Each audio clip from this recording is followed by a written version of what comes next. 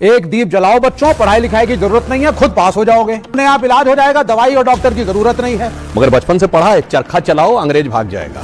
एक गाल पे चाटा मारे, दूसरा गाल आगे कर दो, अंग्रेज भाग जाएगा।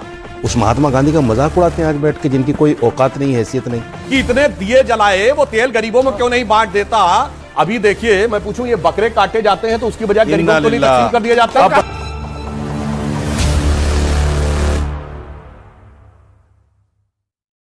जी की बात को आगे बढ़ाऊंगा। एक दीप जलाओ बच्चों, पढ़ाई लिखाई की जरूरत नहीं है, खुद पास हो जाओगे। अगर बीमार पड़ते हो फिर एक दीप जला लो, अपने आप इलाज हो जाएगा, दवाई और डॉक्टर की जरूरत नहीं है। पुल बनाना है, दीप जलाओ, साइंस अपने आप विकसित हो जाएगी।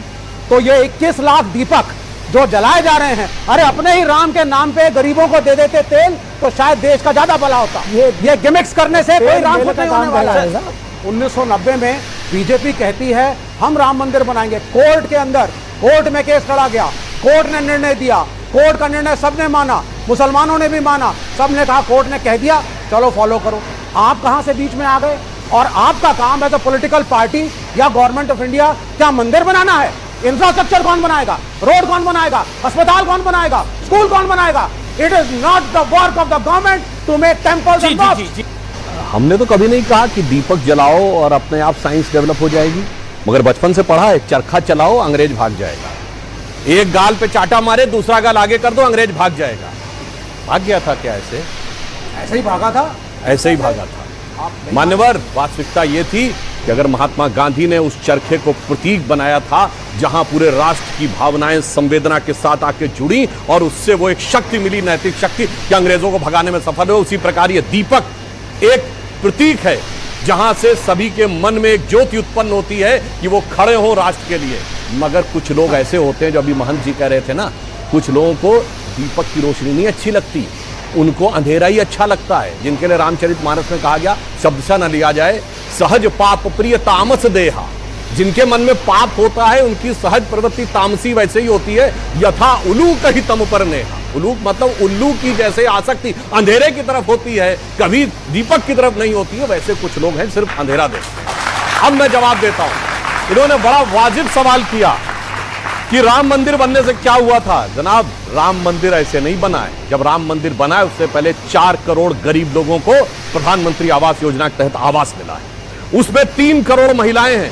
मैं दावे के साथ कहता हूं, जिनका रजिस्ट्री में नाम लिखा हुआ 2014 से पहले गरीब वर्ग की 3 करोड़ महिलाएं ऐसी नहीं थी जिनका नाम उसमें लिखा हुआ हो। और आपने कहा इंफ्रास्ट्रक्चर, 37 किलोमीटर पर डे की रोड बन रही है। इंफ्रास्ट्रक्चर इन्वेस्टमेंट में हम इस समय नंबर 1 के देश हैं, अमेरिका के से ज्यादा इन पर। अब आइए, 5वीं बड़ी अर्थव्यवस्थाएं सुन लीजिए, 4थे बड़े स्टॉक एक्सचेंज बने हैं, 3रे बड़े ऑटोमोबाइल मैन्युफैक्चरर बने हैं। अरे चांद क्या छूते कोने को छूने वाले देश बने हैं। उसके बाद जाके यह राम मंदिर बोलते जाएंगे आप लोग। और आप बोल रहे थे, मैंने बीच में नहीं बोला, क्या हम चांद पे नहीं गए? आप भी बोल रहे थे।